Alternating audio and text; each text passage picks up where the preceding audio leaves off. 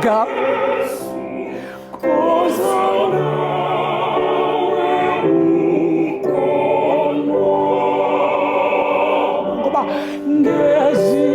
That's it.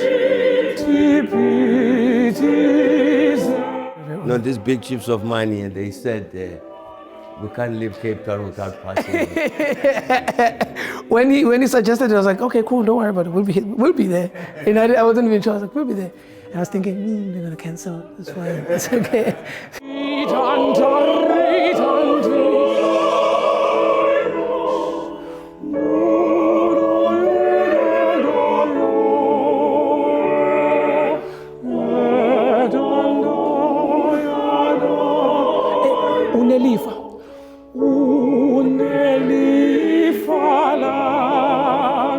Maybe you explain the selection, how many songs for now, because you're still working on ideas, obviously. Yes. Yeah. So at the moment we're working on 10 fully orchestrated songs, hymns.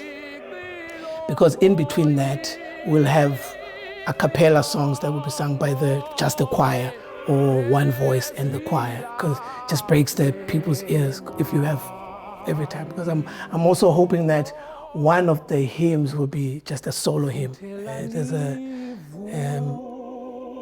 someone, I hope, if one of those two, apparently they are going to Joburg, so they'll be singing some solos there. Because it's the extent of that we have full choir, but we also have small ensembles in the evening, so that people get the entire.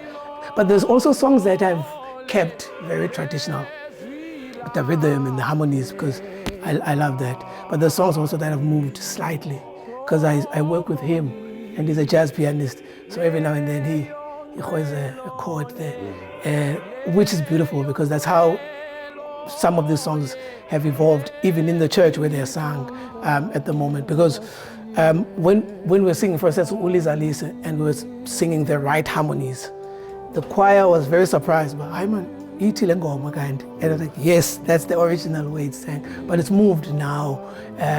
People have put in their own harmonies and own feels. So I sort of want to have especially with the more known songs, to do them in a more traditional way, so that people can hear how they were conceived, and then with the others that they might not know well, and not too much.